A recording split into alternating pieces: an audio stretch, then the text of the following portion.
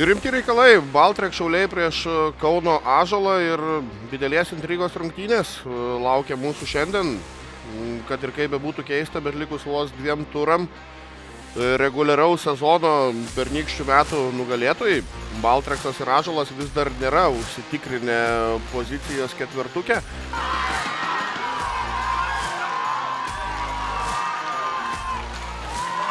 Ir Ąžuolas, čia turėsim dar vieną žeminimą.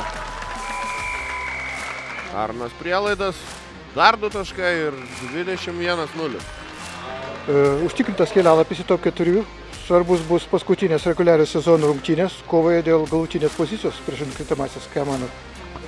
Jo, Vilnius geležinis vilkas gerai atrodo, iš tikrųjų šiemet labai patobulėjo, tai žiūrėsim, ruošimės jiem ir žiūrėsim, kaip bus.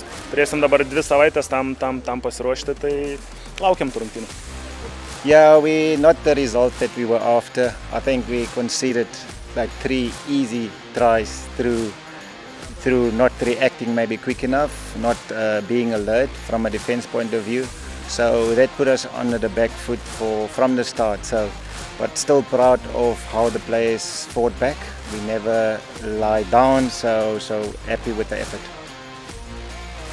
Paulius Sugintas nėra tas, su kuriuo galima lengvai laimėti gaudynės. Čia didelį greitį demonstruoja Ąžuolas, bet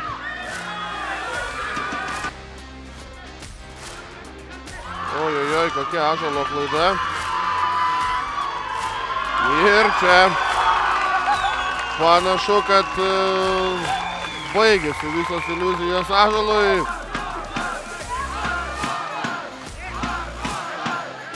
Neleidžiama ten Monginui nei per sprindį priartėti.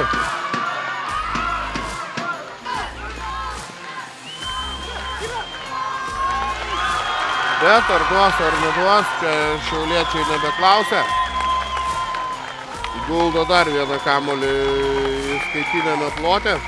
Ir čia panašu, kad nusipelnė jie tos pergalę šiandien, nusipelnė ir kelialapio į tą svajotąjį ketvertuką, kuris toliau tęs kovas dėl medalių, o Ąžuolas savo viltis šiandien kovoje dėl medalių galutinai palaidojo.